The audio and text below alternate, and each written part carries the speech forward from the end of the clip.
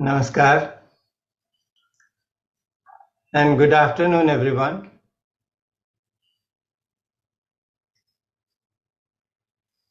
A very warm welcome to each one of you to this session of Tuesday gatherings. A place of joy where we meet every week to explore something or the other related to spirituality.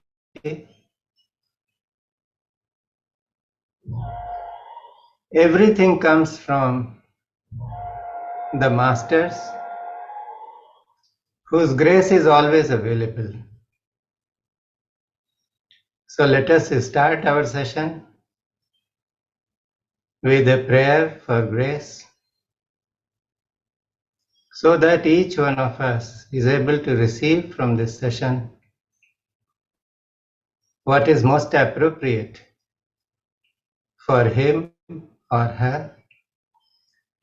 So just take a few moments to become centered, become aware of your bodies, limb by limb, from head to toe, from skin to bone.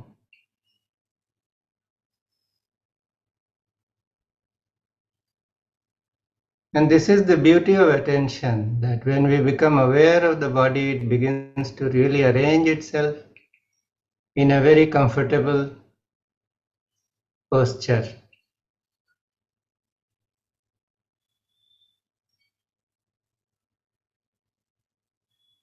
And it becomes possible to go beyond the body.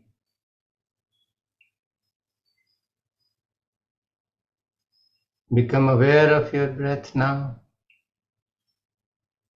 Watch the breath as it comes in and as it goes out. Let there be no interference, no personal effort.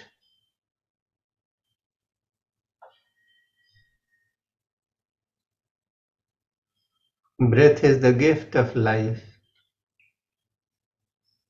It happens all the time. And just becoming aware of it allows us to connect with the subtler aspects of our own being. So from this space, let us offer our prayers to the lotus feet of the Masters, of the Guru Mandala.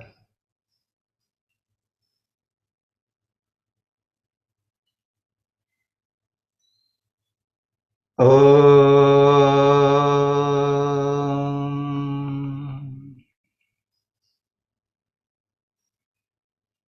Akhanda Mandalakaram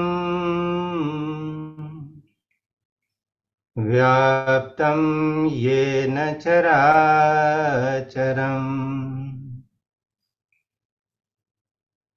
Tatpadam Darshitam Yena Tasmai Shri Guruve Namaha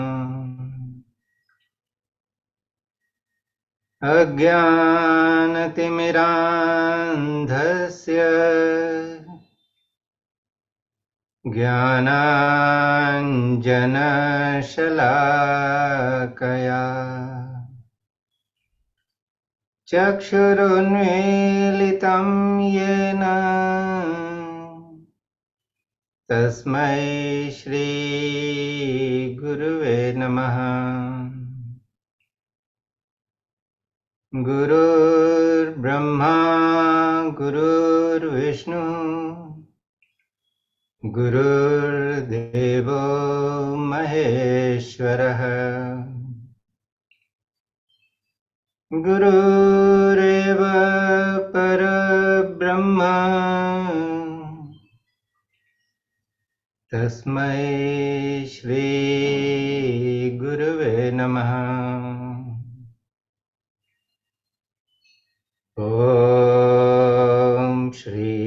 Sadgurave Namaha.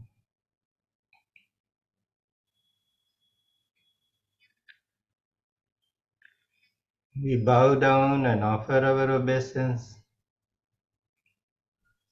to all the masters in the Guru Mandala.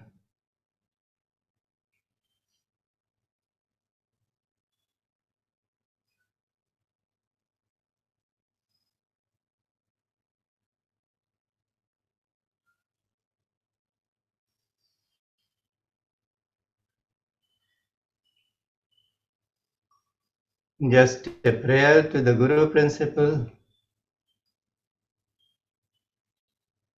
creates its own presence in the heart. And today it is all the more profound because we are going to be hearing about teachings of Dada Gavand, a great master, through his worthy disciple, Professor Anjali Bhelande.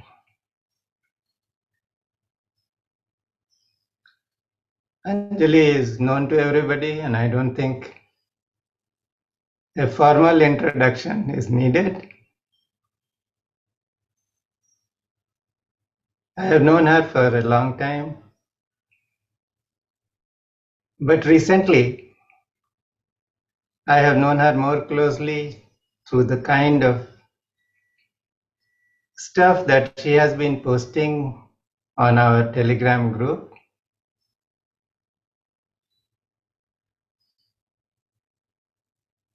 And it has given a rare insight into the depths that she has reached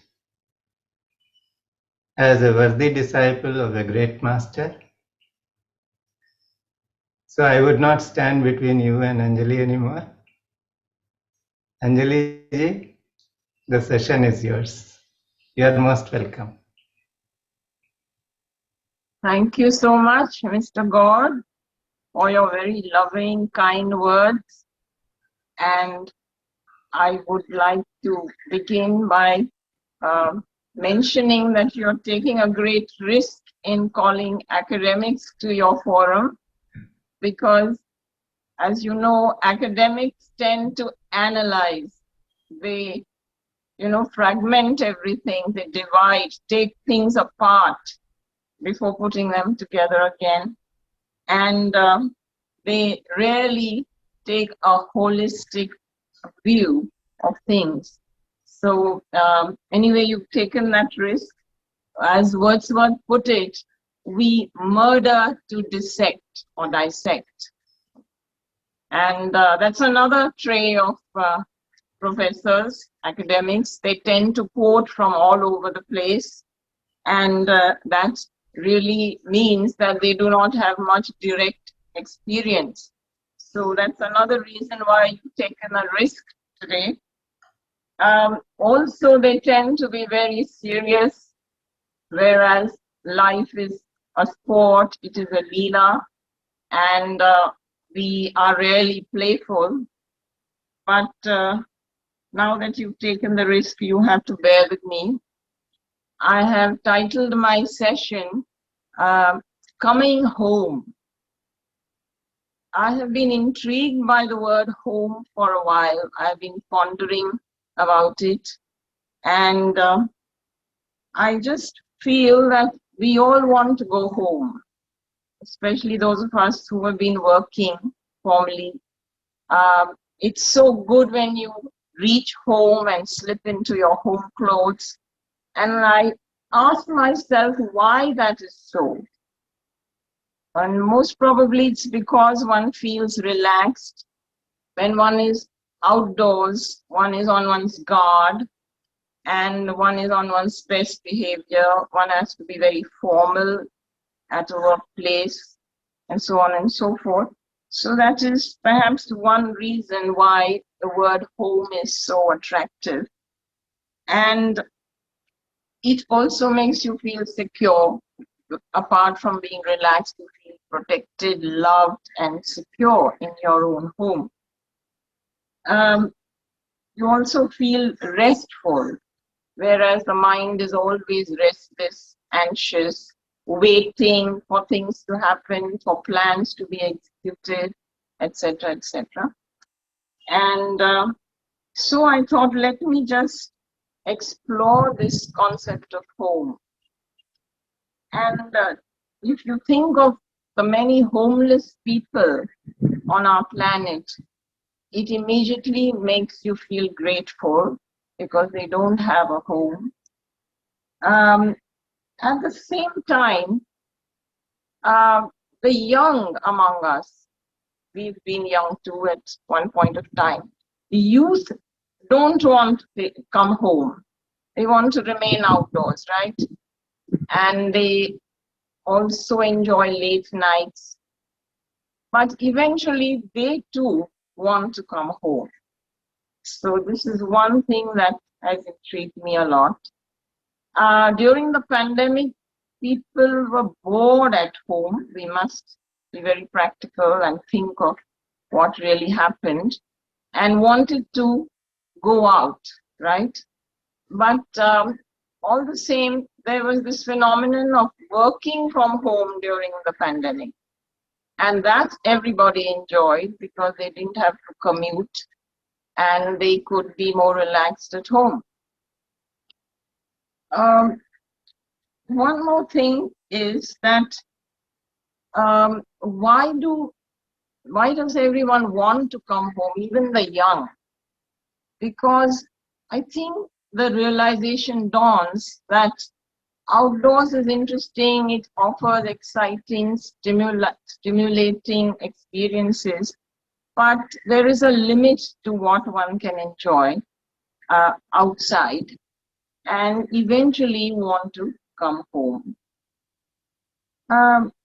There is the fact that homemakers don't go to formal workplaces, but they also work from home, as we know.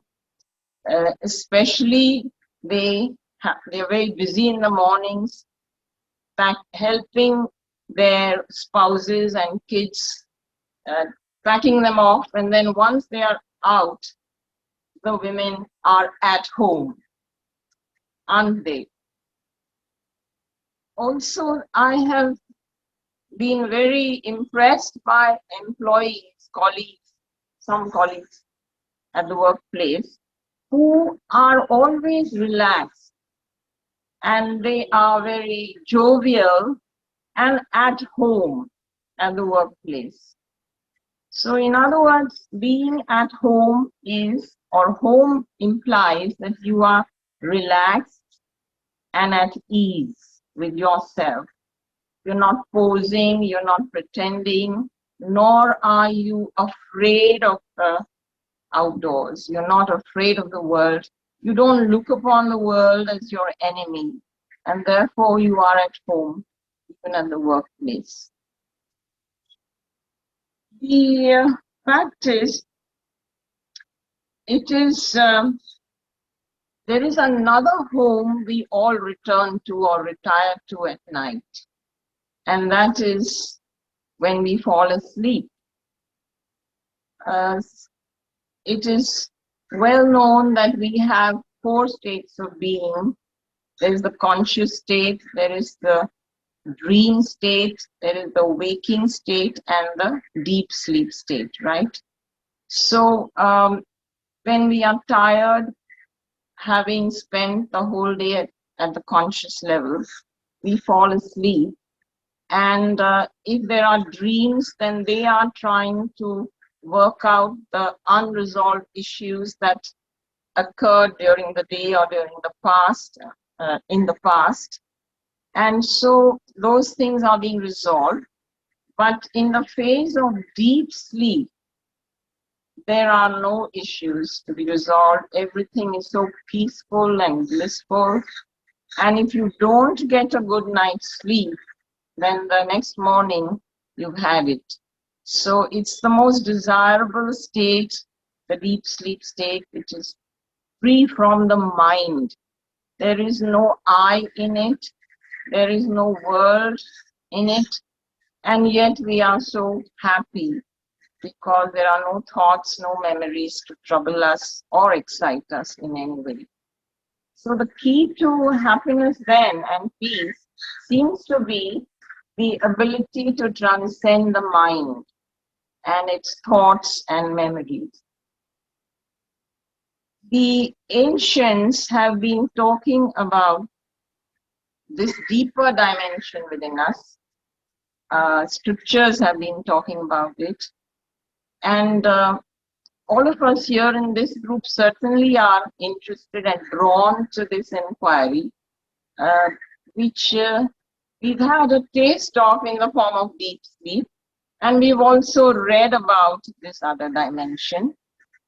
For example, the saint poet of Maharashtra, Jnaneshwar, he said, Hey Vishwachi Maze Ghara, which means this whole universe is my home. Now that is coming from a very, very different dimension, isn't it, that statement? So I started pondering about that. What kind of home is he talking about there? Where he feels at ease and he feels connected with the entire universe. That must be a very expansive and inclusive state of consciousness. Certainly would proportionately bring tremendous peace and bliss. And so that is something that one aspires to. And there's also the Vedic phrase, Vasudhaiva Kutumbakam. Vasudhaiva Kutumbakam would mean that the whole world, the whole universe is my family. Vasudha is earth, and Vasudev is also implicit, I believe. And so when there is no duality left, when you are one with divinity, you are divinity itself in that state. So these have been pointers which we in India certainly have been drawn to, and also this is why we are here today, to listen to the great master, Advaita Master Shri Dada Gavand, and I was very privileged and blessed to be associated with him for 10 years. And hence, I would request Hema now to play a particular video clip which is called The Hidden Secret. And Dadaji there is pointing to this hidden dimension within us, which is our true home. So it's about coming home and how to get there, because it's all very fine, all these lofty thoughts and ideas about the ultimate home, the eternal home. Dadaji himself used the metaphor of the home when he wrote in his book Towards the Unknown, and it's a very beautiful verse which I have quoted even in the past. It says, like a flock of homesick birds flying eagerly back to their mountain nest, let the body, mind, and all your senses flock together for the journey back towards your eternal home. So this eternal home is what intrigues us, what draws us, and how to get there. Actually, we always already are there, but we've forgotten it. It's not just professors who are forgetful. Everybody has forgotten their true self, their true home. And to get there, Dadaji insisted on very impersonal, aloof, attentive awareness.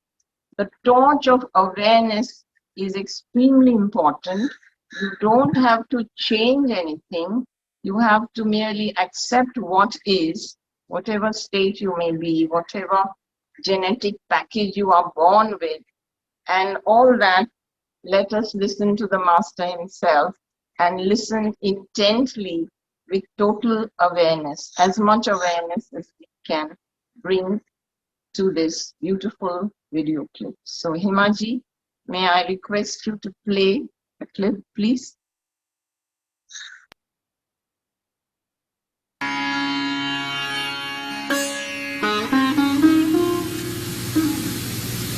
Friends, I'm very happy to see you all in such a good number. In spite of this cold and the snow around, you have taken the trouble to reach this spot, which shows that you have good interest in such meetings.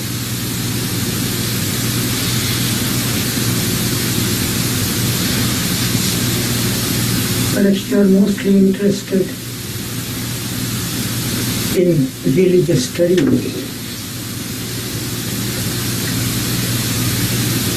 And that's why you gather together, read and discuss, to understand the secrets of life. Religion is the way to take you to that understanding where the secrets of life are revealed.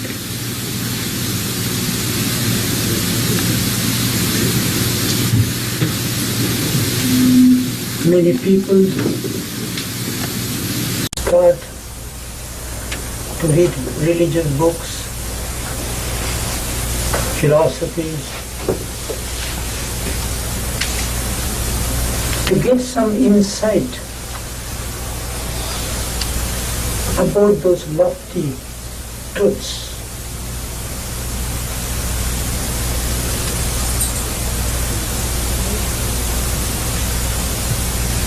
Life has many secrets,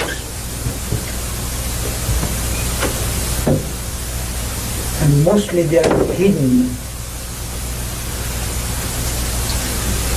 And the challenge of man is to discover those hidden things. Most of them are not apparent, not visible, not very easy to see. And there lies the beauty of the challenge, the discovery of that pristine, discovery of that ultimate, discovery of what we call the truth. Many people call it different names. But basically there is something hidden, something divine. And the discovery of that is very essential to make our life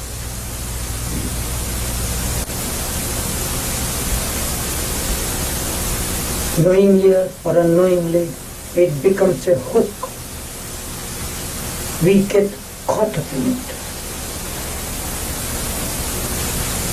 So we begin to read those books again and again, not for inquiry, not for proceeding further, but it becomes a kind of indulgence. That's why we read them again and again, use the same phrases again and again. The repetition will not give you the understanding.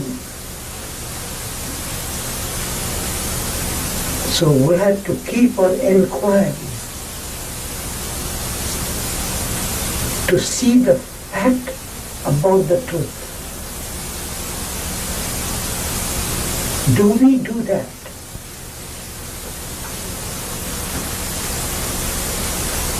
Are we keeping ourselves open, alert, to ponder over, to investigate, to discover that ultimate.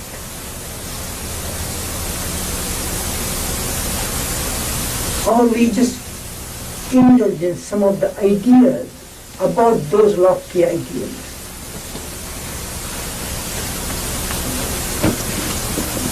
To make that into an idea is destroying the truth. Truth is not an idea, it's not a concept. Truth is a state to be experienced. So one has to remember this fact. That is, there is something, that other quality, that other dimensional energy, that has to be brought in the realm of experiencing, then it is worthwhile. Otherwise, reading the descriptions about it, just singing songs about it, is of no much avail. We can do it once and twice or sometime, but basically we must be very aware that we have to reach there. We have to make that into our own experience.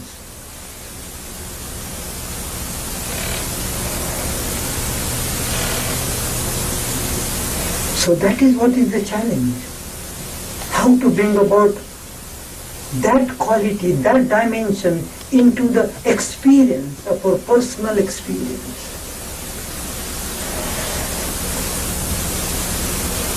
So that we will not meet that with words only, with descriptions only. But to make that our own personal experience, then it has its own beauty. Otherwise you'll be practicing, singing and chanting and doing all those things. But we'll be always captured into our own minds. So all that becomes an idea, a mental activity. And as long as it is a mental activity, you won't be able to experience that quality.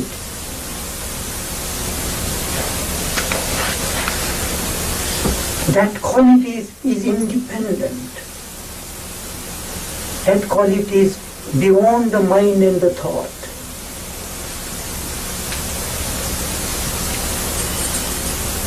So there lies the challenge.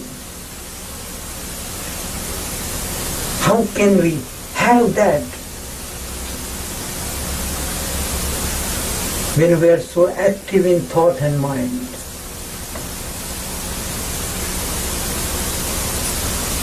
Is it possible to have that experience with this mind active, agitated all the time?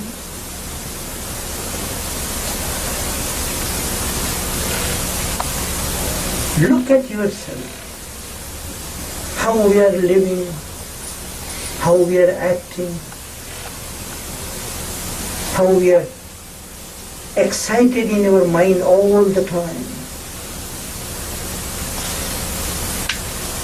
There is hardly any moment when there is no thought, when the mind is not active at all. We have developed such minds which are all the time active, ceaselessly jumping around in thoughts, in emotions, in desires, and in several other pursuits. Of course, we have to have this mind, we have to have some pursuits, we have to use our thought process also. All that is useful on one level of life. It's a factual level. We have to live, we have a physical body, we have some necessities, we have to work with that kind of mind. That's one level of existence. But that divinity is quite a different level, is quite a different dimension of life. It's a different energy. To have that experience of that energy, of that quality, this mind, as we know of, will not be useful instrument.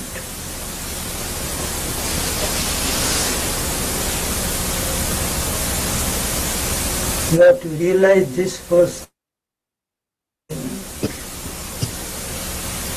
that this mind, however serious it may be, however sharp it may be, however good it may be, it will not be able to lead you to that. It will not be able to take you to that.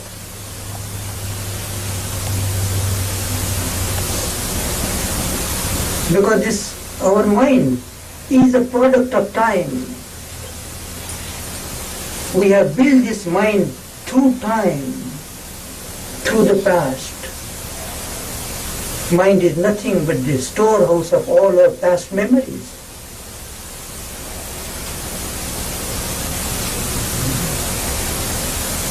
You know, sirs, what is mind?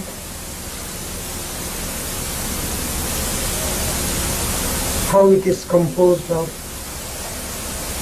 Your own mind, our mind.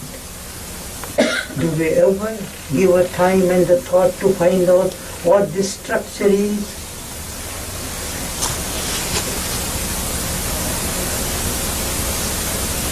Without knowing this structure first here, we won't be able to know anything beyond it. God is much more beyond.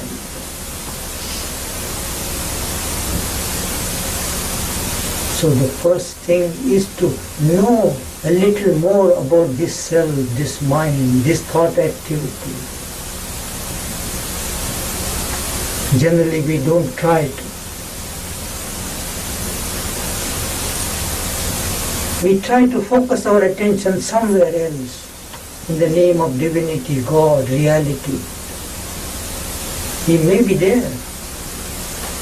But to reach that place, you have to start from your place, from your state. So without knowing the structure of thought mind, you can't proceed beyond it.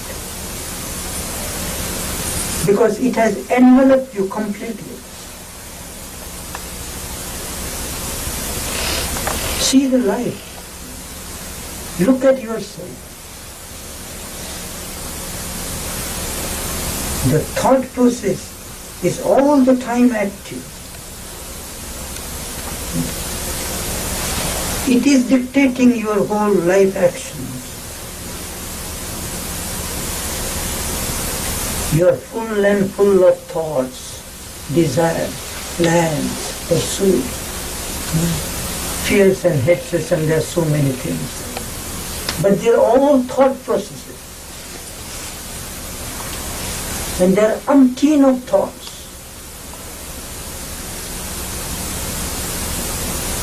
And we are almost imprisoned by these various thoughts, desires, emotions, activities.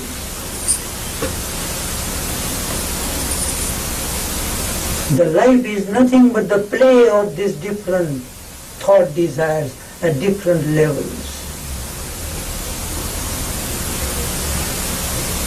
Then we think about God also sometimes. But that thinking also is another thought.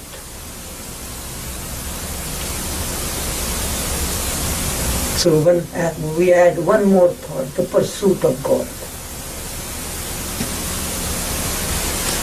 God is not a thought.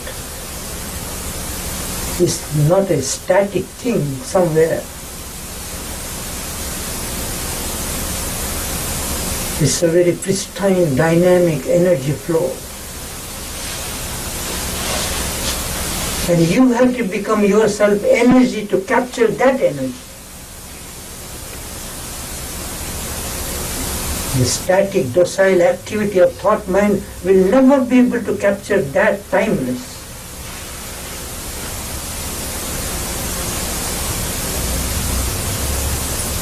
Thought is made by time. It's a product of the past. The whole mind is a structure of time. Through time we have accumulated all these thoughts, all these memories. And that memory mind is you.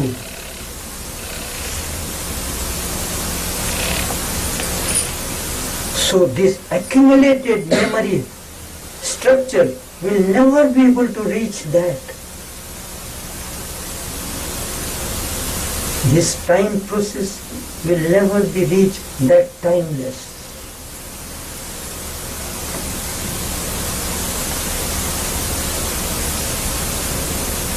Thought, mind is a result of time. All your past experiences, all your memories, they constitute the mind. Sirs, understand this mind first. The first thing, the closest thing to you is your own mind. We have to make a beginning from the closest thing to move further.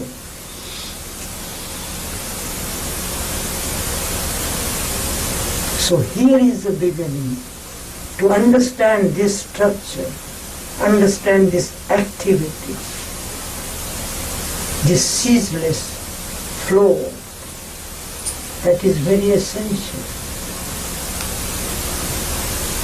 We rarely make an effort to understand our own mind, to look at it as it is. It's very easy for us to look at somebody else's mind, to analyze it, to describe it, praise it, blame it, do whatever. But look at your own mind as you look at your own face in the mirror. It's so very difficult to look at your own mind because you have never done that. And it is so essential to know this structure, to understand this movement of thought mind.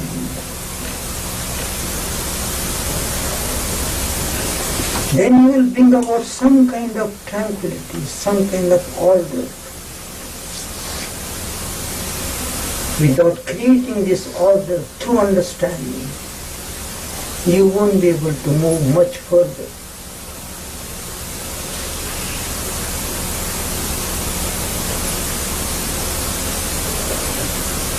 So see the necessity of looking at yourself, not with some ideas, not through some books of psychology and philosophy, but to look at yourself as you are, quietly, attentively, to see the moment impartially, without saying it good or bad, without asserting it or condemning it, but to look at the thing as it is. Then you will begin to see its intricate movements, its complex structure. It's not so simple as you think the mind is. It's a very complex, clever structure. We have got to take this challenge to understand ourselves first. In understanding this, in looking at it, you will come very close to it. You will come inwards to watch the movement.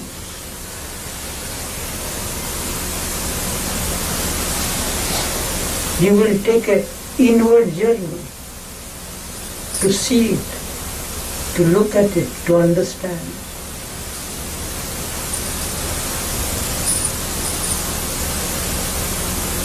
We never travel inside, within ourselves. We do not know anything about our own inner being. We are all extroverted beings, all the time focused outside.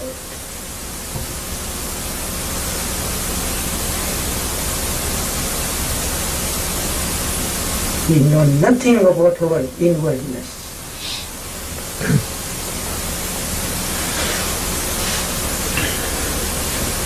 That's why we are so active all the time. Only that inwardness will give you that tranquility, the peace, and the balance to understand things.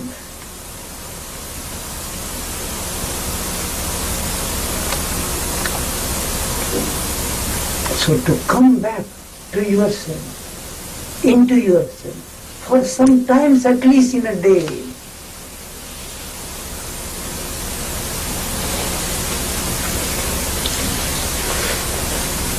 we are too much extroverted. All the time pursuing the demands of the outer.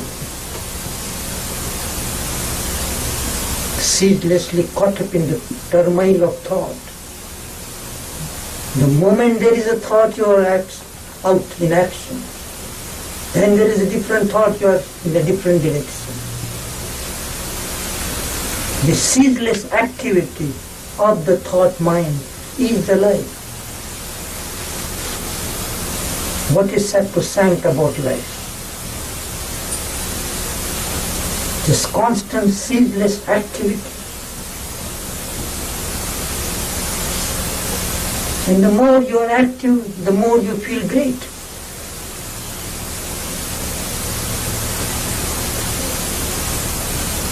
That's why you do not know the beauty of that tranquility, the ecstasy of that innerness. Because we do not know a thing about innerness. We may read descriptions, we may sing songs about that, but never try to travel towards that.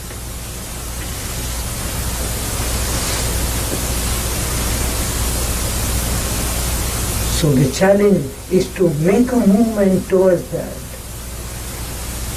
Don't remain too much in the words. It's very easy to read description, sing, repeat all the time.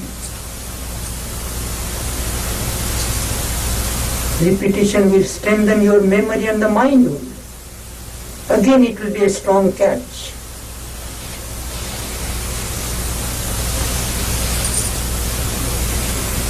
All those pristine virtues are lying beyond the mind, not in the realm of mind.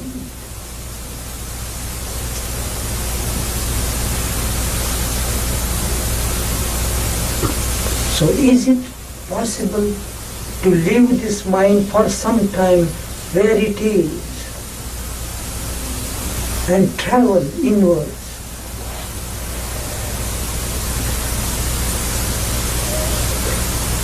Is it possible to quieten that mind which is so active all the time?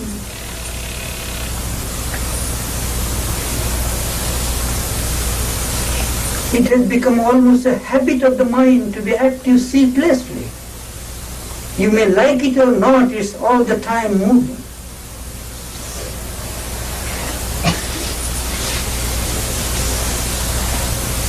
You have no control on the mind. It has become a chronic thing. And that's why we have so many psychosomatic disorders because we can't quieten it, we can't stop it. We can't slow it down.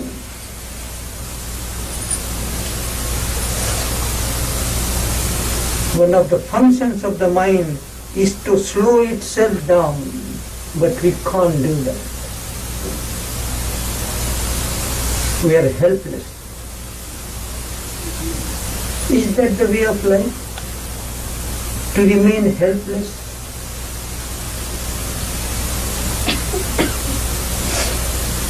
So see this challenge of your own mind. Be aware of that.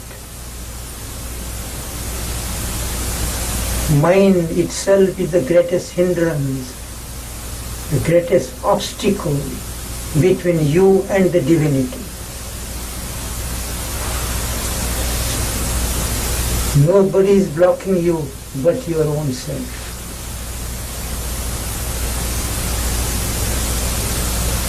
Understand this fact and to try to deal with this mind.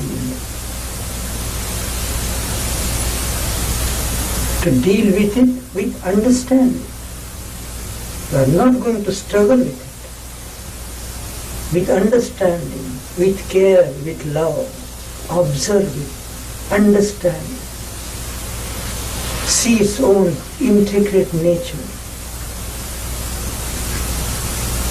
For that, you have to be very aware of it. You have to take note of its movement, how it moves, how it comes up, how the thought is generated, how it takes its charge, throws into action all the time. Can you see this phenomena of your life self? Perhaps you don't have time, unfortunately. To see this panorama of your own life, how the thought comes, from where and why it comes, how it takes charge, how it pushes you, all these angers and your pursuits, all these are thoughts. And you are helplessly acting.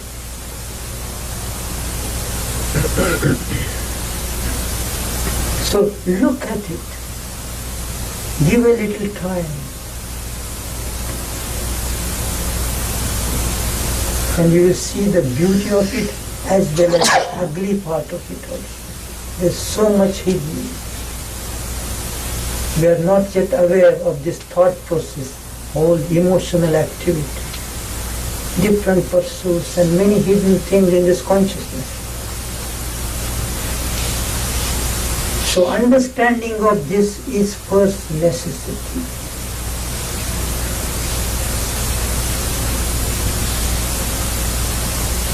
So for this, too much reading also is not necessary.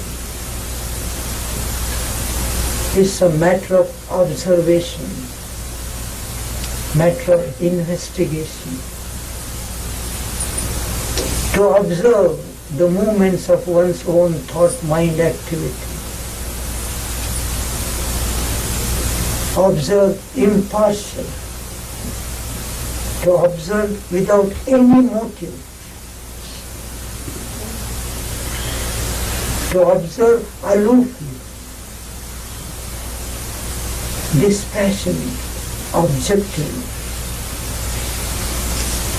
To look at the whole activity. Look at it without getting caught into it.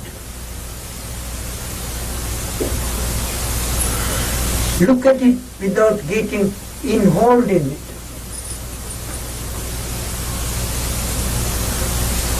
Is it possible? Just to look at this whole activity without getting involved in it. Just to be aloof, observant. That is what is necessary first. We have read a lot. For centuries we are reading.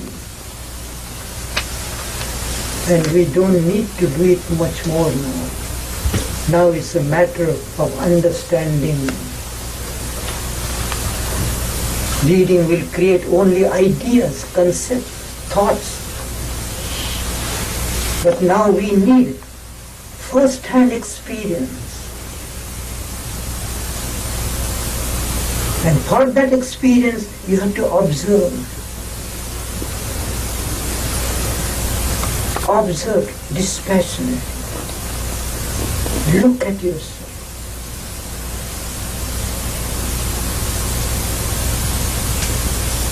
That is the beginning of understanding you first.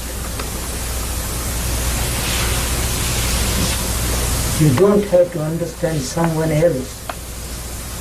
Even a great saint, you need not understand yourself first. That is the beginning of sanity.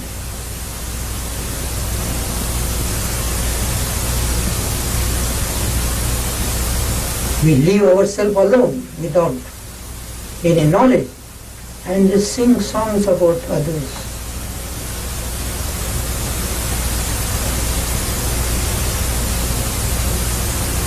It's all right once or twice, but that becomes a pattern of the mind, and that becomes the greatest escape from you.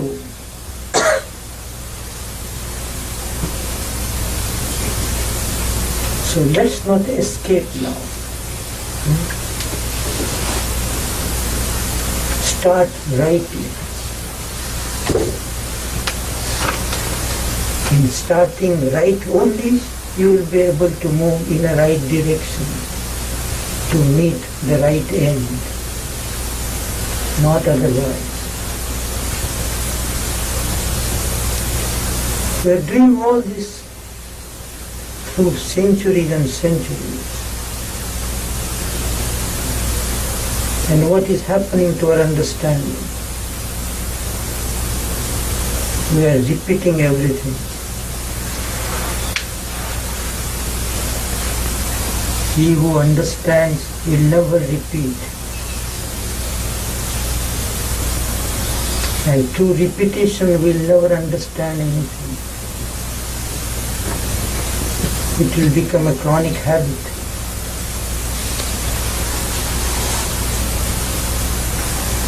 So we have to have a new approach, a new insight. Now we are interested in experiencing some of these pristine truths, not just singing songs about them. We have done that for centuries.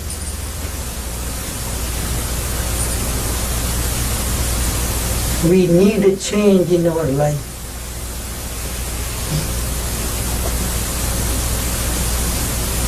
Only that kind of understanding will bring the right change. It will bring the right order in our whole consciousness. Then the living will be quite a different thing. It will not be repetitious. It will not be a copy of someone else. But you will discover your own uniqueness. Because you will be directly in touch with understanding, experiencing.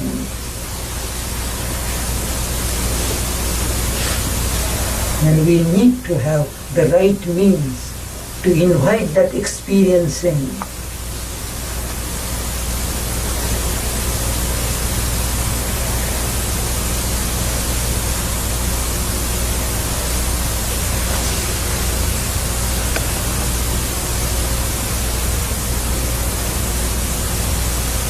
I think with this introduction, we'll take some questions.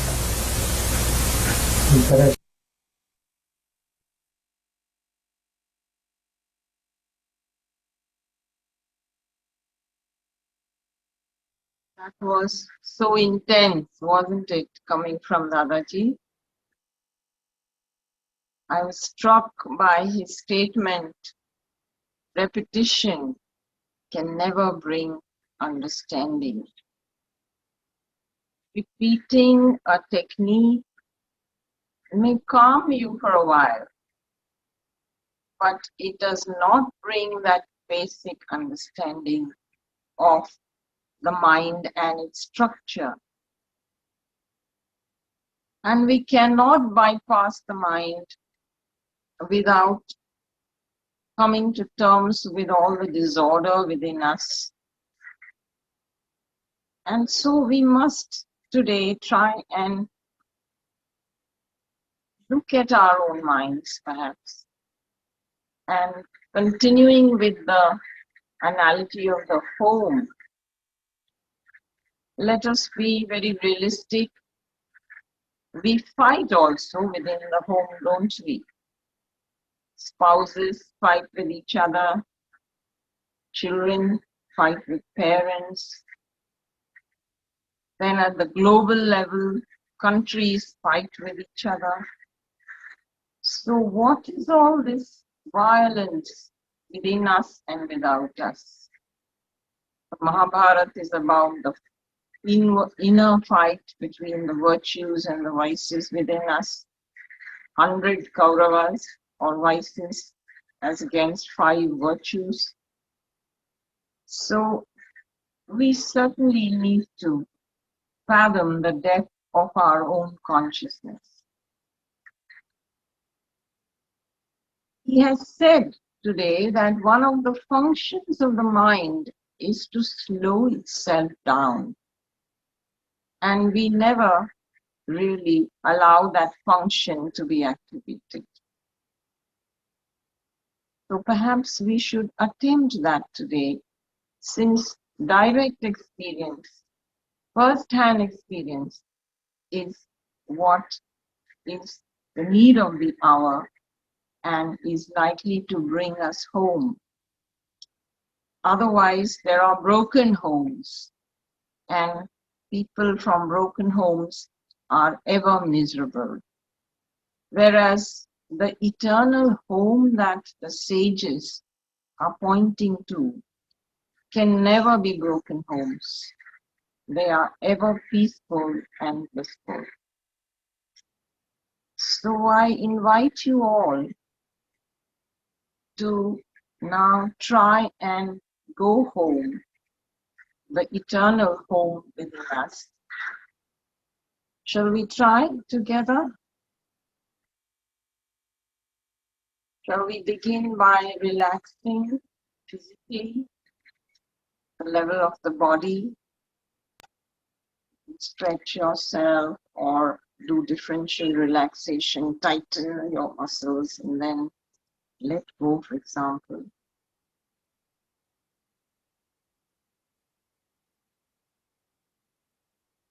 Then you can relax your breath as well. Breath is the first one to be affected whenever we are agitated. The mind is an ocean of consciousness in which there are so many ripples, and sometimes there are tsunamis. So I invite you to take a deep breath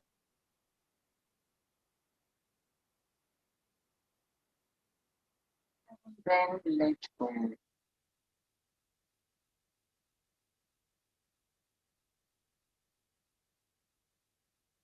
Another deep breath.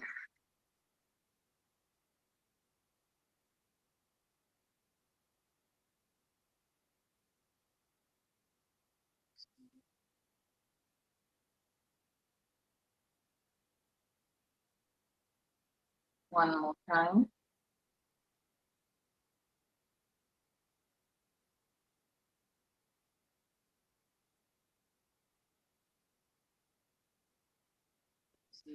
Slowly throwing out all the accumulated toxins.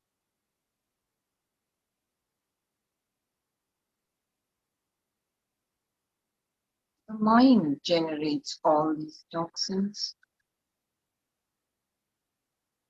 in the form of hurts, resentments, anger, most of all, fear. Fear of pain, fear of oppression, justice,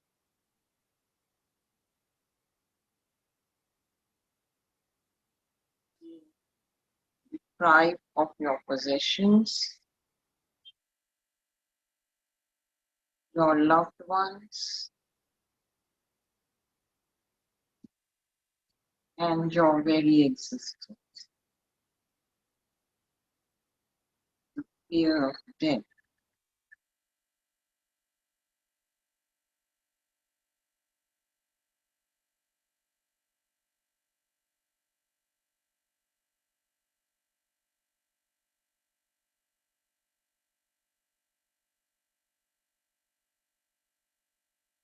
Let whatever seeks to boil up come up on its own.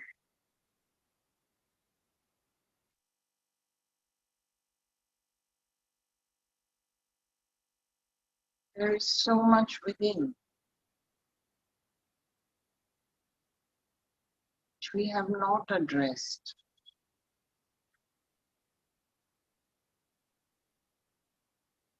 Maybe we have tried to escape into having a heart-to-heart talk with a friend,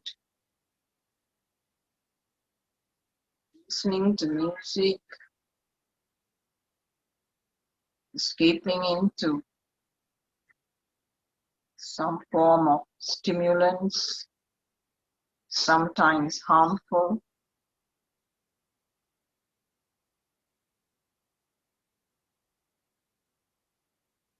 And that is a natural tendency,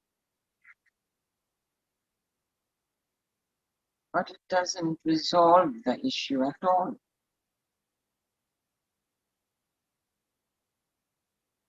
Thought, memory belong to time.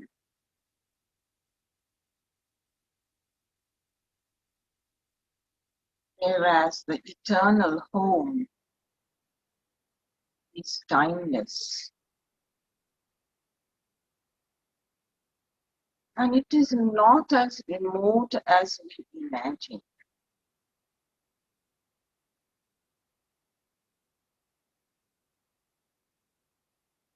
Every single day,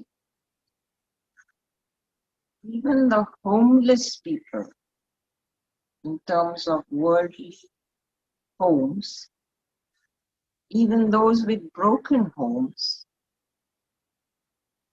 they can experience this eternal home at night.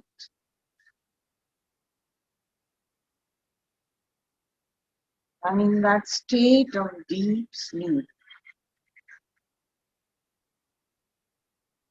all restlessness comes to an end.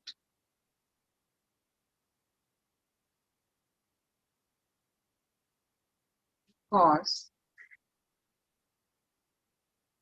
there is no me and mine there.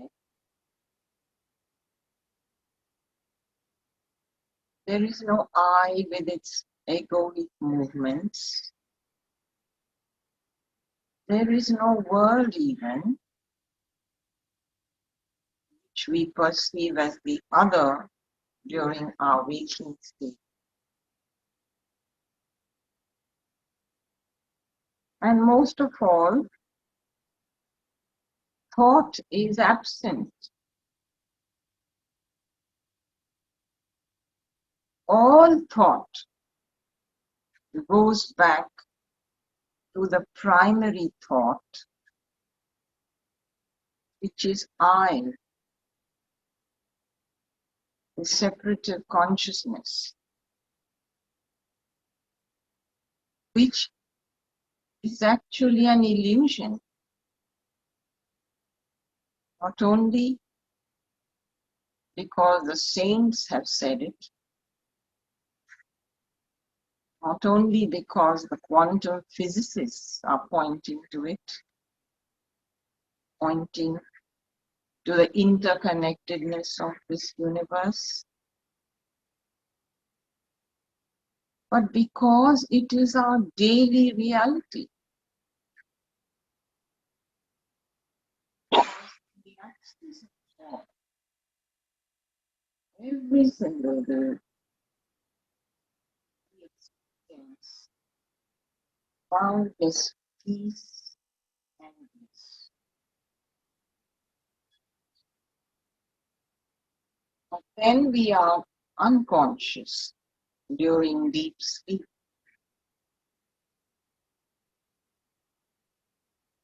If during our waking hours as well,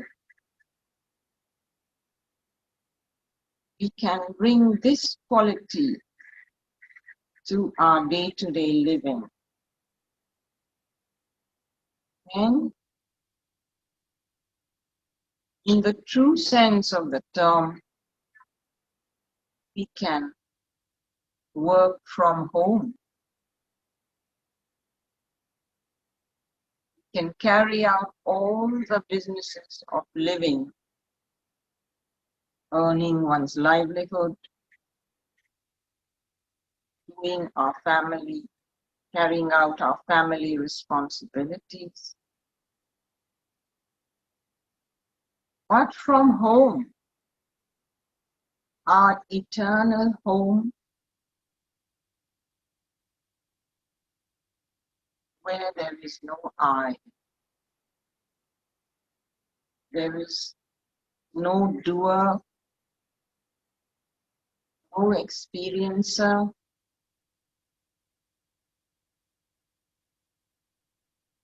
and no thought that is redundant. A lot of thought is redundant. If the problem is this big, our redundant thinking makes it that big. So much energy is wasted, causing internal agitation,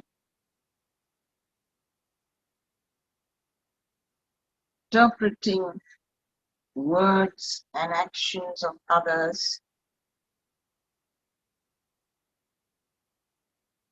and even our own words and actions, if you are self-critical.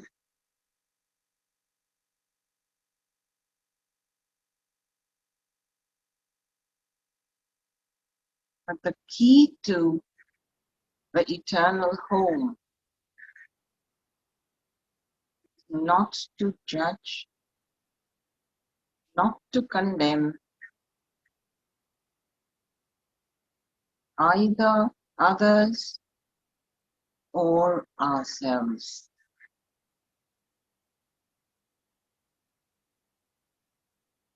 But to get to the root of the problem.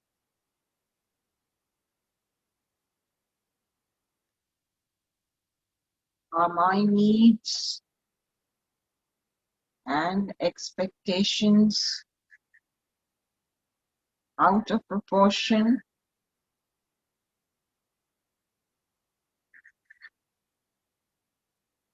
Are there mysterious events in my life which are beyond my control, but which I interpret as painful rather than as lessons? Understand habit patterns of the mind.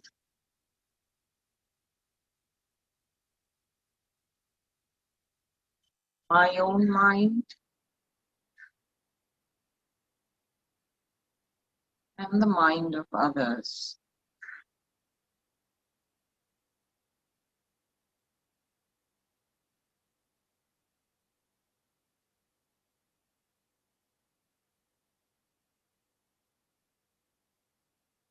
not much of a difference.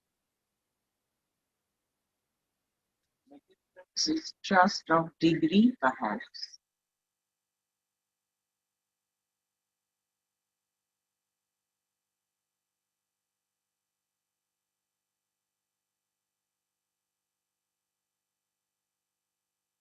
If we are able to observe non-judgmentally,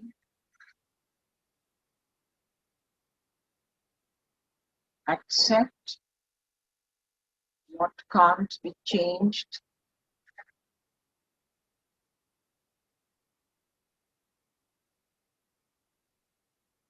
which does not mean we become doormats.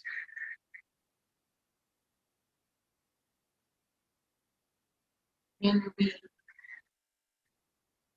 act upon situations,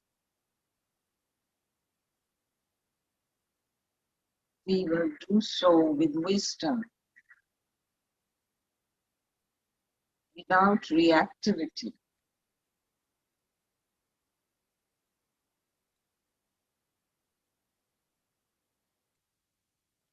Working from the eternal home.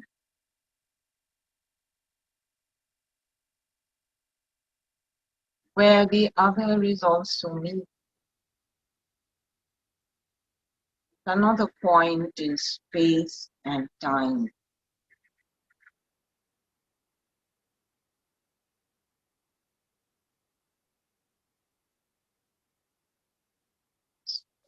Now try and be still, physically still,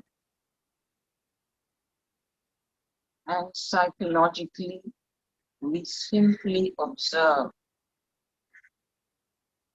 For the mind abhors stillness. It is bound to bring up memories and to express itself the way it wants. Let it. Let us allow it. Like a child trying to tell its mother how it has been wronged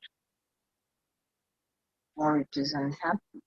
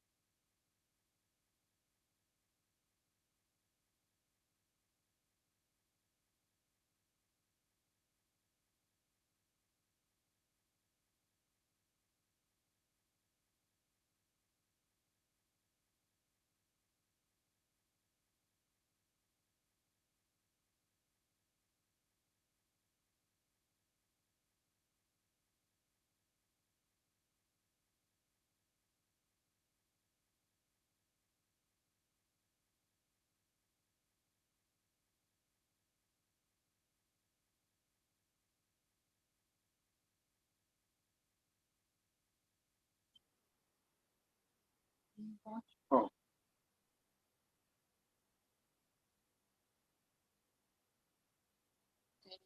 Alert to the slightest mind movement.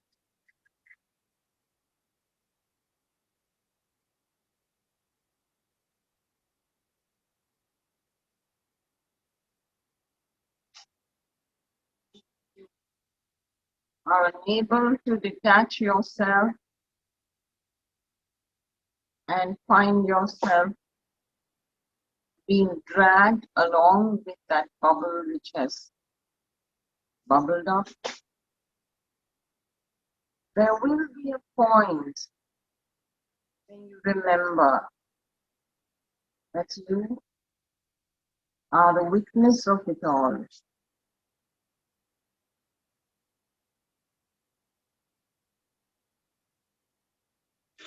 the witness of emotions that are welling up,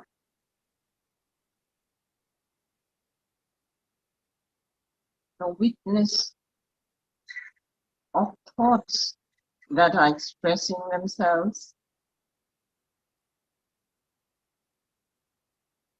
and you can allow yourself to be dragged without condemning yourself. It's okay. Whenever you remember, come back to that substratum, that pristine, pure screen upon which the movie of life is unfolding.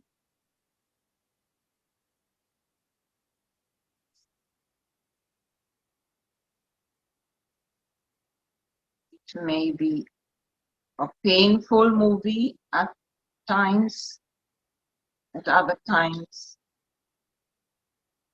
it may be entertainment, it may be pleasurable. But the light of awareness must be on.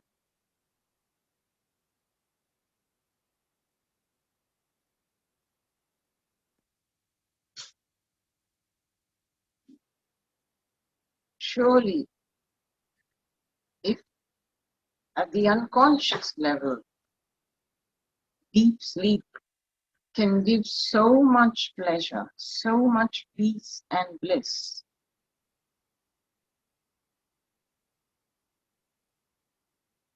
the eternal home when experienced at the conscious level must generate wisdom as well as bliss, manifold.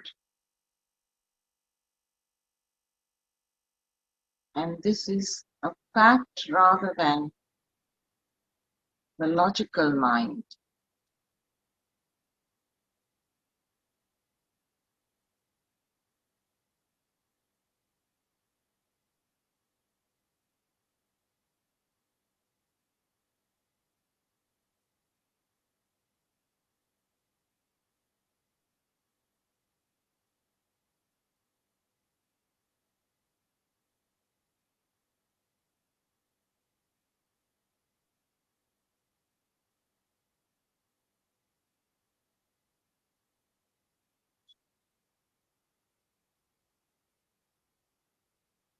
And one with sensitivity everywhere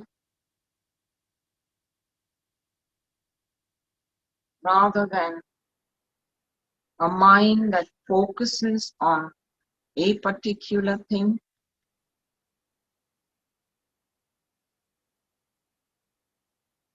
Because that kind of focusing is the narrowing of consciousness.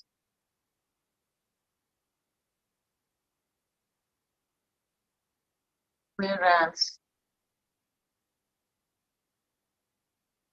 when we witness with our total being, without trying to understand even, without any intention whatsoever,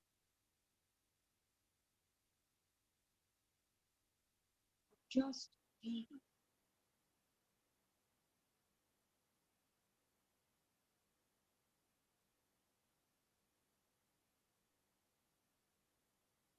Just sink into the witness.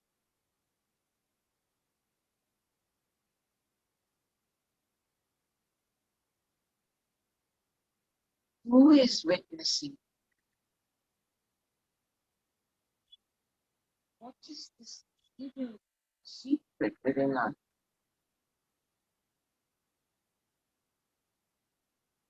The mysterious treasure within us.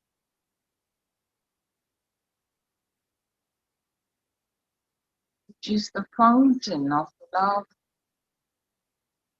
compassion, laughter, and bliss.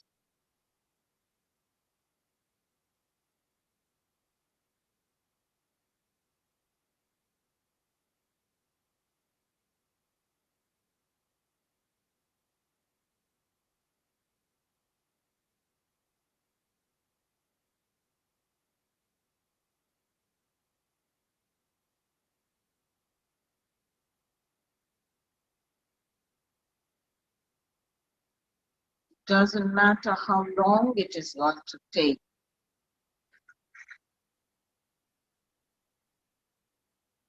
because this inner journey has nothing to do with time.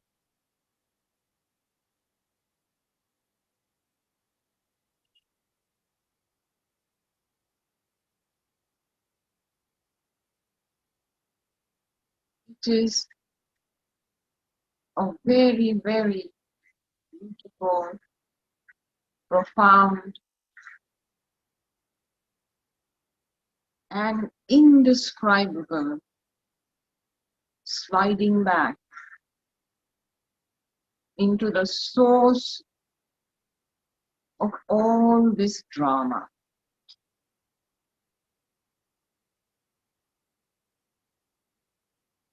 Like the projector that projects movies. We are the source of all the drama. The spider spins the web out of its own being.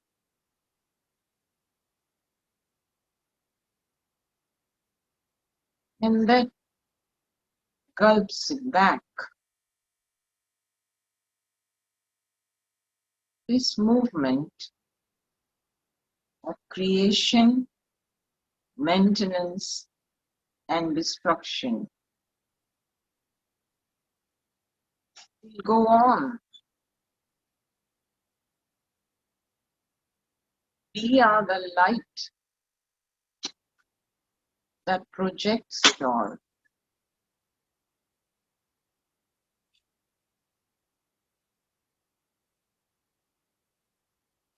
Now,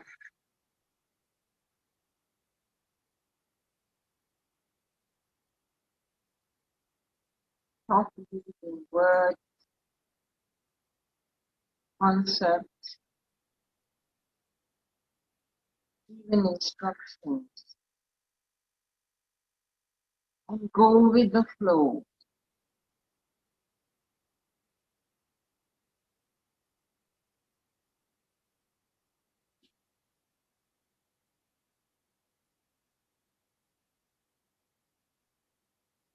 Go into deep silence. It is so nourishing, so healing.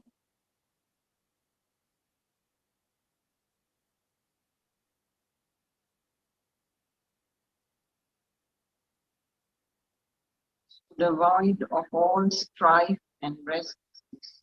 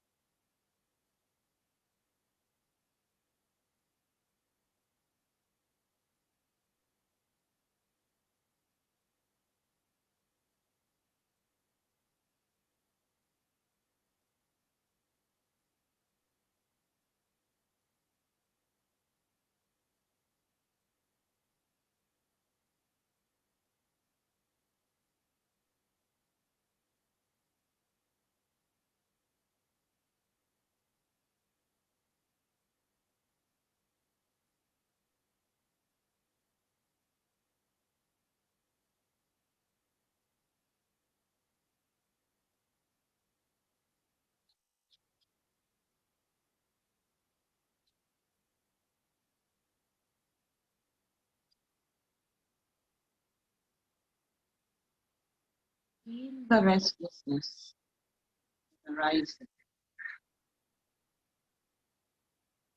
It is reminding you of the next job to be done. So many unfinished jobs will pop up now just to derail your journey towards your eternal home.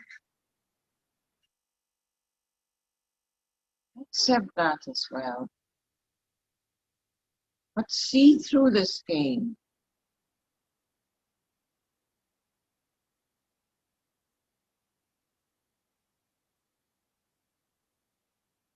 As your watching intensifies, a lot of solutions will emerge. Solutions to worldly problems, psychological conflicts,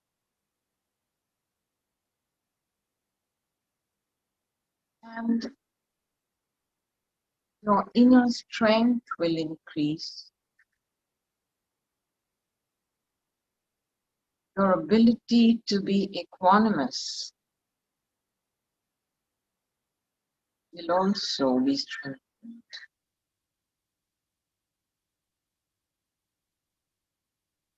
You will not be a helpless being,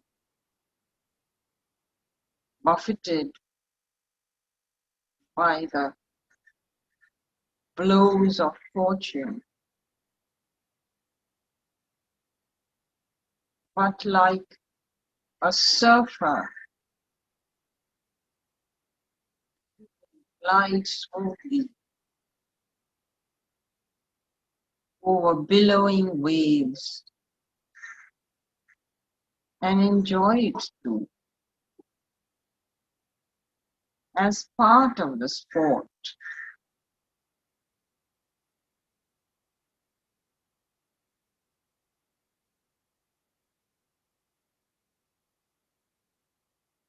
It is your birthright to then stumble upon that placid, peaceful,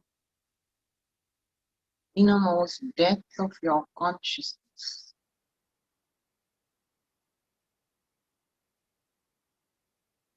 Your divinity,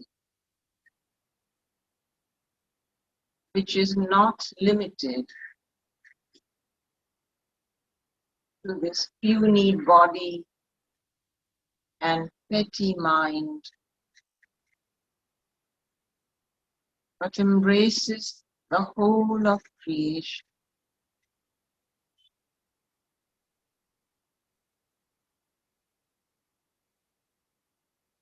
And who knows, we may arrive at Saint Gyaneshwar's universal prayer.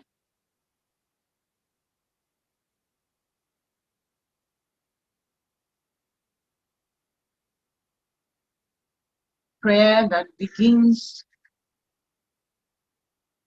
by blessing all the wicked of this world, that they may shed their wickedness. This coming from a family that was oppressed, ostracized by society.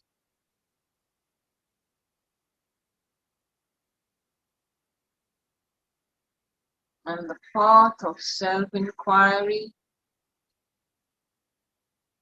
is an invitation to experience the spontaneous arising of such magnanimity, compassion, and love for one and all.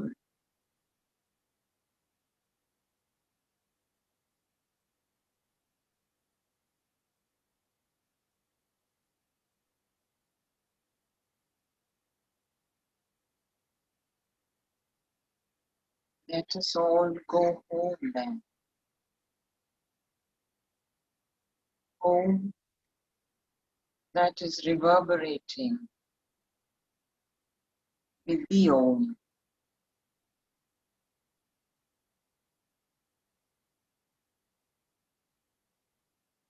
Cosmic sound that pervades the entire creation.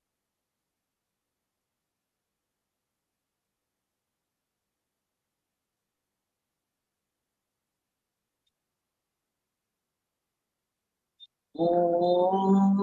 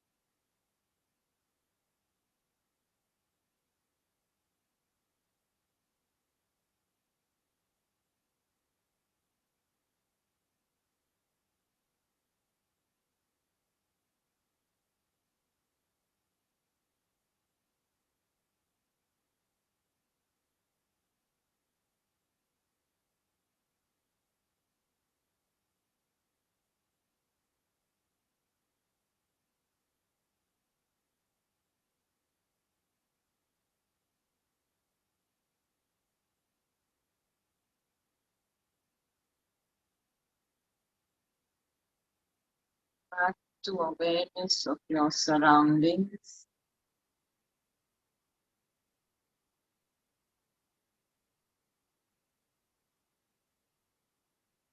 And if you feel ready, you may rub your palms together and open your eyes.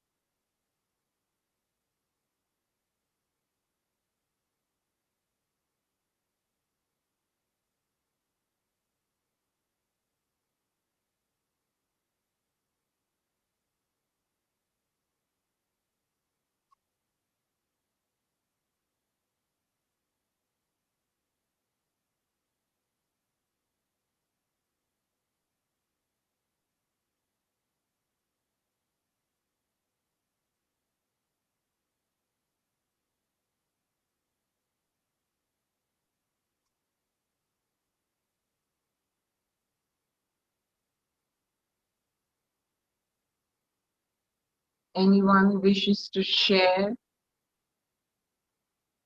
any personal experiences or responses, they are welcome.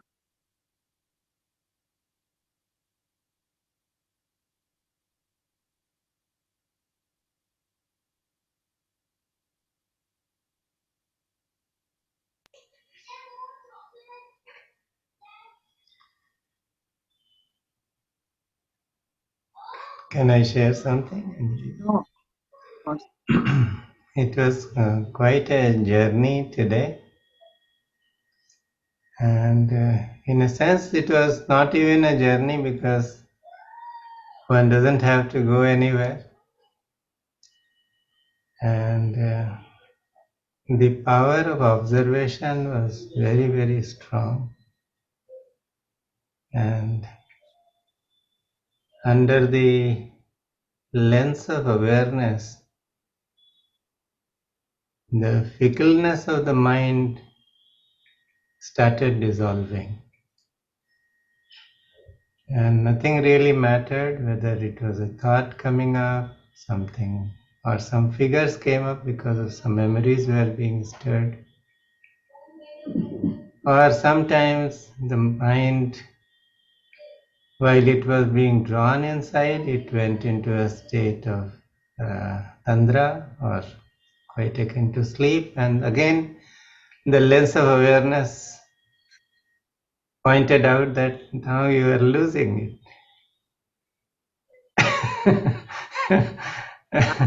So, The best of us. huh? Yes, it happens to the best of us. Yes. That Uh, is the thing. it was wonderful. It was truly wonderful, and maybe, one felt as if one could have gone on and on. And the instructions you gave, sometimes the thought came that, this, or the thing came that even these words are not necessary. Just the pure observation is enough, because the understanding arose that to go beyond the mind, uh, we have to begin somewhere, so we have to know the mind. And that knowing happens with observation. Nothing else is needed. No knowledge, nothing. In fact, knowledge will be a hindrance. So thank you so much. And Thank what you really for stood out for me from Dadaji's talk was this, when he said that, those who are into repetition, they will never understand. And those who understand will not repeat. Because when the power of awareness is focused on any pattern, that pattern will dissolve. It will be lost. So the need for repetition, or the habit of repetition, will just disappear. Every moment will be ever new. So this was a big takeaway. Thank you so much. absolutely on target, sir, your observations. And Dadaji always said that this is a solo performance. You can't have guided meditation. The performer and the conductor are one, he would say. So it's because this is a group, one tried to say something, but words are definitely a hindrance. And nevertheless, everything is okay as long as you're aware, whether you're doing chanting, whatever you may do, because as he said, don't ask the mind to do something. If the mind is involved, then it is not meditation. So, but if it bubbles up, it is there, and we are not the mind. That feeling gets stronger as we attempt this kind of practice. And at one point, he says somewhere, mind itself becomes spirit. It is spirit, mind is delusive, it's not there. And there only spirit remains. So that was another pointer from him. Thank you so much. I think other people may also want to share something. Anybody else? Please go ahead. Just unmute yourself and we would know, and we'll spotlight you.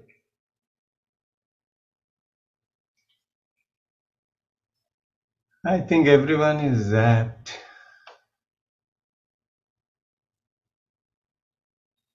Anybody?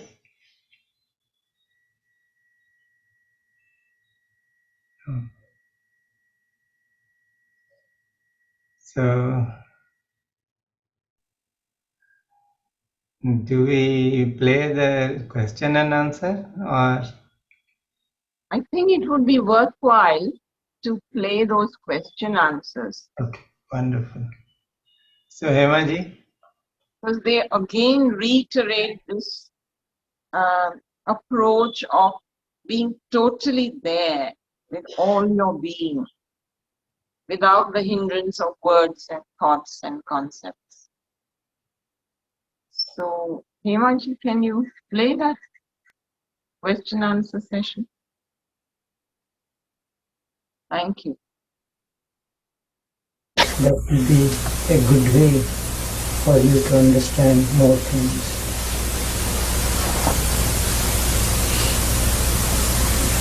Do you recommend meditation for experiencing? The questioner asked if I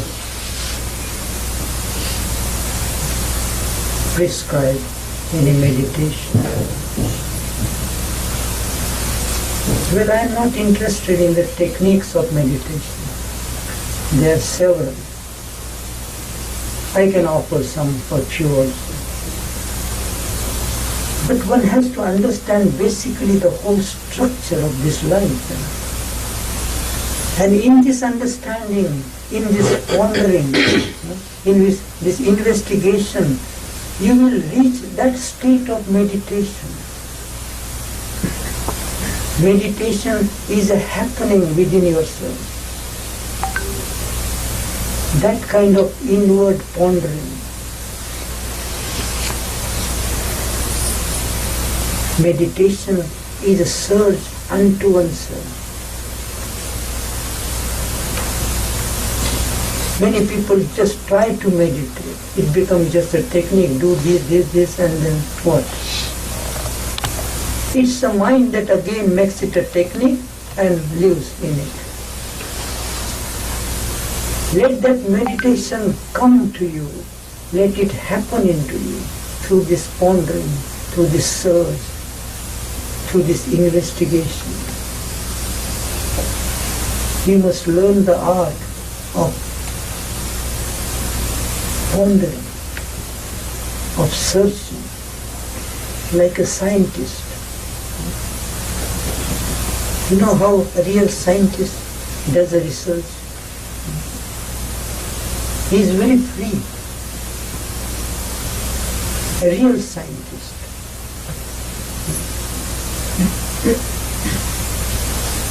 They are completely free, open to come upon any truth.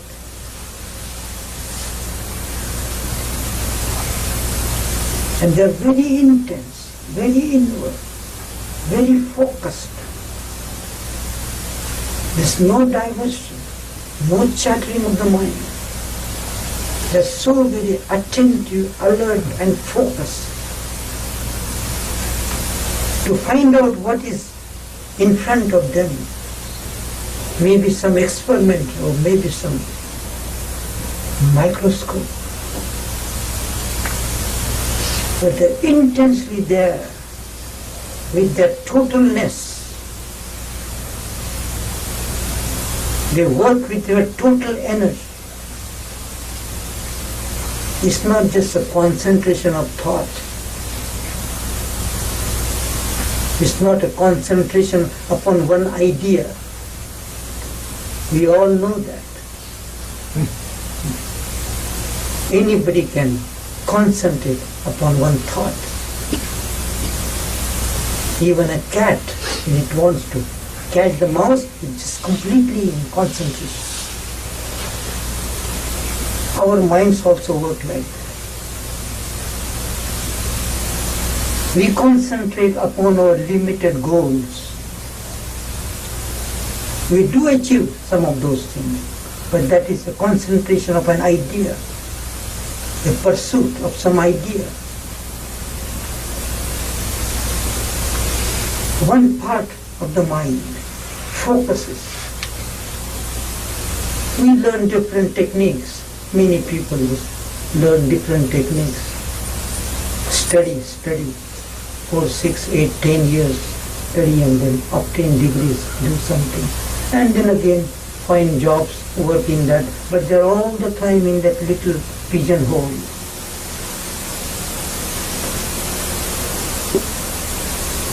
Concentration is that which keeps in that pigeonhole. You know all and everything about that little hole.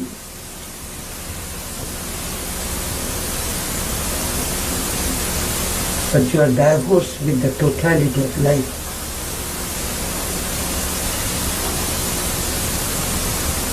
This is the challenge of the discovery of the totality. You have to become total, gather your whole energy to come in that totalness, to discover the ultimate totality.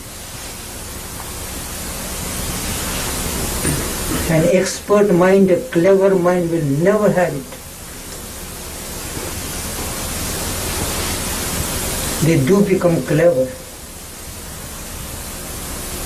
very informative.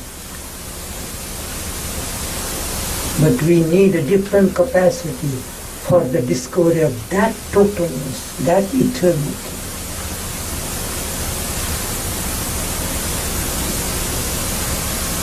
So mind always gets into the habit of that concentration. And that concentration upon one idea is not meditation.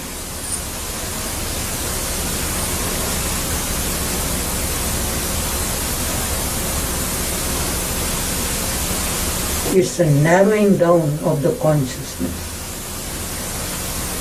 But here is the challenge of discovering the totality of your consciousness so that you can become complete, whole, total.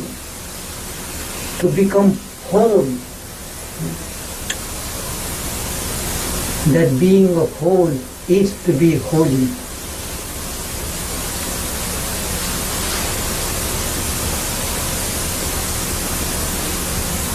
There is that state of wholeness.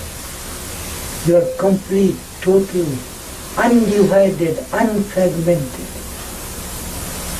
Do we know, sirs, what is this state of unfragmented individuality? You are not fragmented anywhere, but a total being, open in all directions, sensitive, alert, complete and full.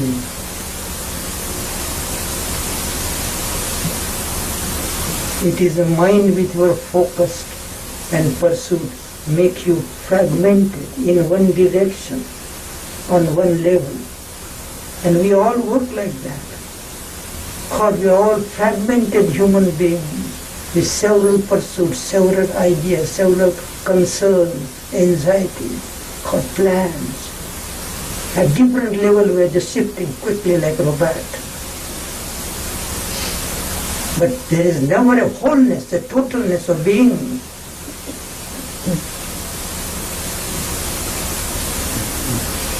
The challenge of religion is the discovery of that totalness of being.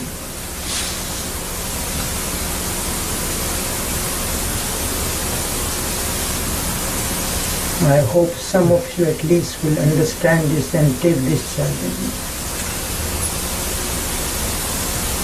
Life is meant for that. Life has its deeper challenges. But we begin to play on superficial level alone and keep ourselves excited on the superficial level. Let's not do that. You're all educated, intelligent, sensitive people.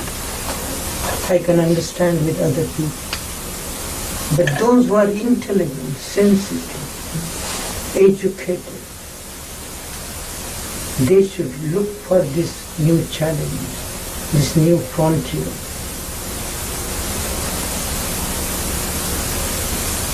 There is so much for you to accomplish.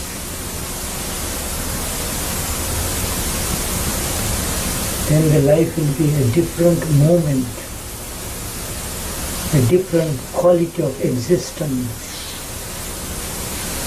We need to discover that, so that our lives will be really peaceful, tranquil, and fulfilling.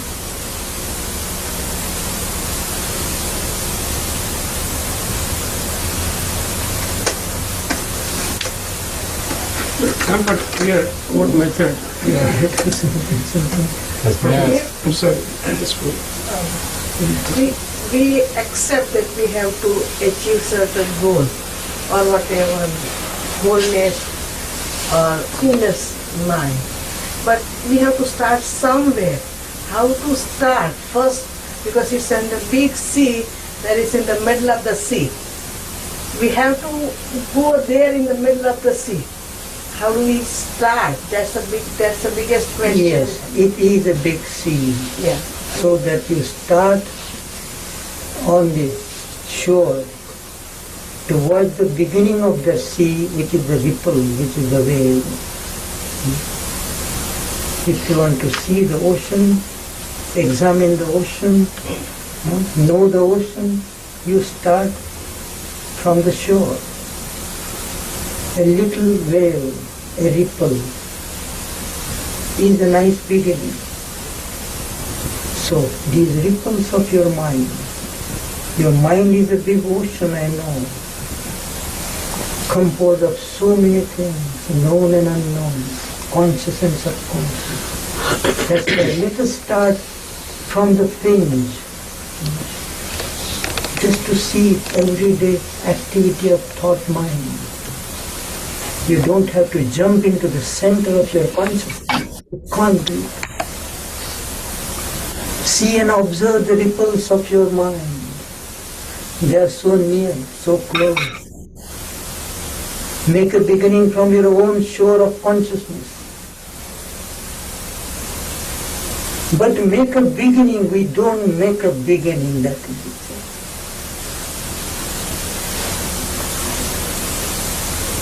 Those who make a quiet, simple, honest beginning will definitely move further. Isn't it possible to make a beginning? To see a little bit of our own movement of mind? We have never done that. It's very easy to do something with the mind. That's very easy. But to see, observe and understand the very structure of mind is a challenge.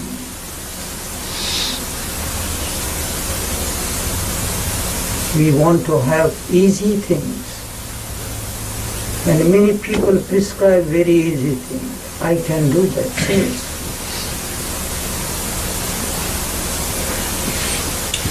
But we have played enough with all those easy things. We want to have the right thing, to make the right beginning. It may be a big ocean, but I am going to work from the shore where the waters are shallow. I will move inch by inch, foot by foot. And then finally I will learn the art of swimming in the ocean, swimming in the whole consciousness of the mind. And when I begin to swim that, the depth and the vastness of it is not a problem.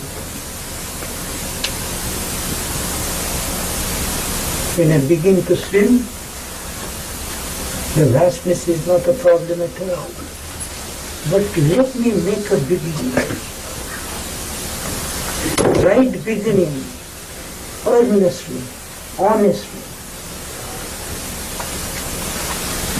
Not to find out some cheap things, easy things. There are many, many around us. That's why everybody is trying something, doing something in the name of religion. But where are those religious people?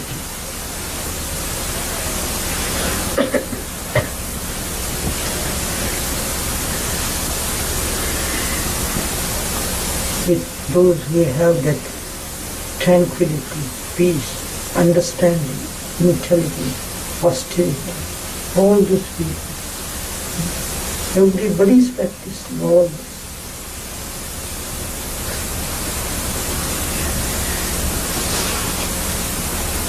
So remember this challenge. This challenge is something very deep, something very profound. It's not like playing the games. It's a challenge. It's a discovery. And every human being has to do it if he wants to create some sanity and order in his life. Then he has to take this step. I think we are capable of taking the challenges. You people have taken so many challenges. Left your homes, really land, come to different countries, in a different situation, in climatic and cultural environment. You are taking challenge, you have that capacity. But when it comes to this, we want all very easy things. Or tell us what is easy.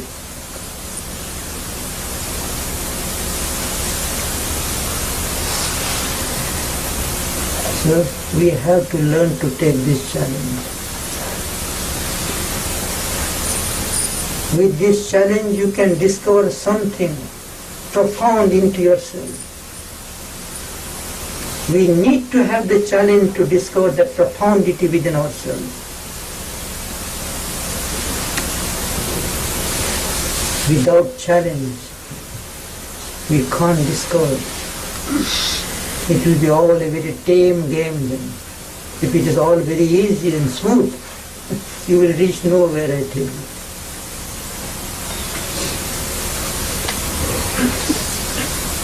The thing is to discover that profundity,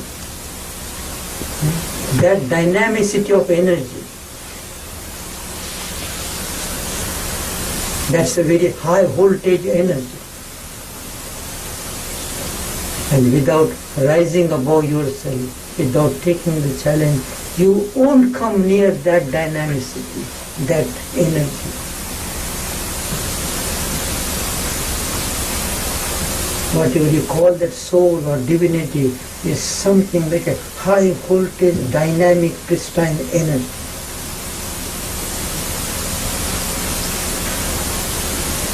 It's not a static thing.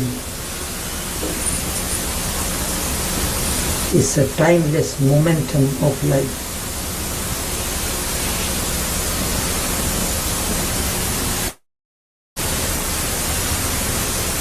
I ask a question. You seem to be identifying the restlessness of ourself with the mind and saying that there is an experiencing self that experiences a tranquility as if that is not part of your mind. You seem to be making a distinction between the restless mind and the experiencing mind, the mind that experiences tranquility, as if there is a dichotomy within us and that we are battling it all the time. Is that a fair division of the mind? We are just beginning to explore the realm of mind. We have not come to the conclusion, sir. It's not only this and that. There are many things within. We have not yet started exploring. Let us see further this kind of restlessness that you know of. Begin with that. See this restlessness, this agitation, this divisive activity of the mind, jumping around all the time. Make a beginning, see it. Then you will go deeper into it. We are much further still of that tranquility. We are not yet made a beginning even. Again, we are just having the ideas about that. See this restlessness, understand it. See the fallacy of it. See the stupidness of that restlessness. How mechanical it is. How habitual it all is. You are not yet aware of it. And that's why you are caught up in it all the time.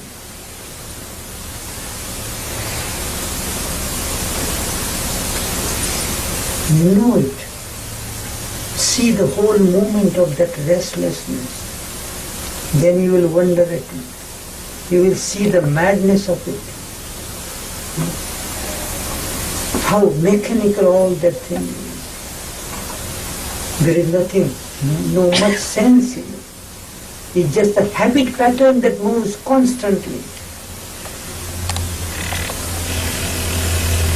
You will see that habit, mechanical activity. And that seeing itself will act upon that.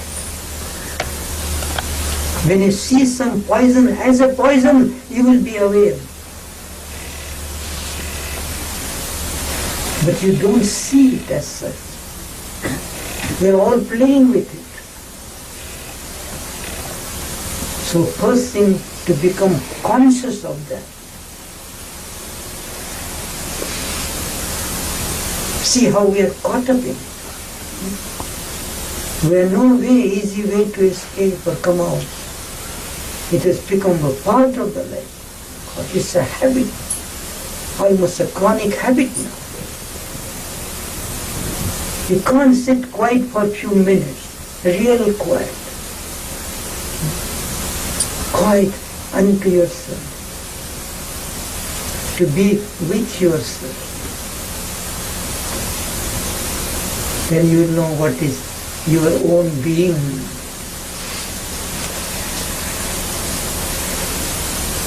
See the beauty of that beingness.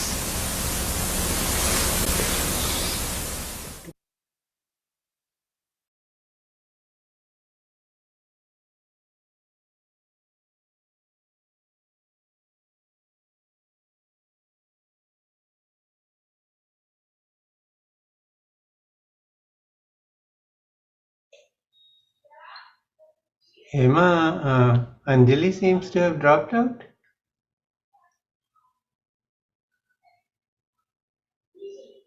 Sir ma'am अभी तक तो यही थी. I think something happened with her Wi-Fi. Something. Yeah. She has come back. Yeah, she's coming. She's joining. Yeah. So now you can spotlight her. Ji sir. Sorry, I just the connection snapped, So I use another mobile now. It's okay. We just finished with the video. It just Yes. got over. Sure, yes. So, and then, if no one has any questions, we can. Yes. So, any comments from the Solegaonkars? Kanaya ji? कुछ तो बोलिए Kanhaiya ji. Sir आपको unmute करना पड़ेगा. We are learning from you. Learning from yourself, actually. Well, that is called meditation. Yes. That is. So, any memories that you want to share of his teaching? Let me keep something for next session. Okay, sure. Okay. Fine then. So thank you so much, God sir, for this opportunity. It's always a pleasure. And it was very nice that we decided to play the question and answer, because something very important came up there. That the gentleman who asked about the mind which is in trouble and the mind that is witnessing or in happy. And Dadaji gave a very straight answer saying that you observe. So again, so it's the mind that creates that question. Doubts. People are more interested in academic knowledge, and he Correct. cut the chase and he came to the point. He said, "You Very much so. observe." Yes. It was very instructive. So thank you, Anjali, I won't call you a professor. नहीं नहीं नहीं नहीं ऐसी कोई बात नहीं। So we'll close the session. Sure. But it is something which I think all of us can take home. The video will be available so people can watch it again. And Dadaji's message is very clear. And unless we develop the capacity to observe, progress on the spiritual path will not be there. And easy options are not going to work. So I think we will close. And we'll do a Shanti Path. Yes. ॐ सर्वेषां स्वस्तिर्भवतु सर्वेषां शान्तिर्भवतु सर्वेषां पूर्णं भवतु सर्वेषां मङ्गलं भवतु ॐ सर्वे भवन्तु सुखिनो सर्वे सन्तु निरामयाः सर्वे भद्राणि पश्यन्तु मा कश्चिद् दुःखभाग् भवेत् ॐ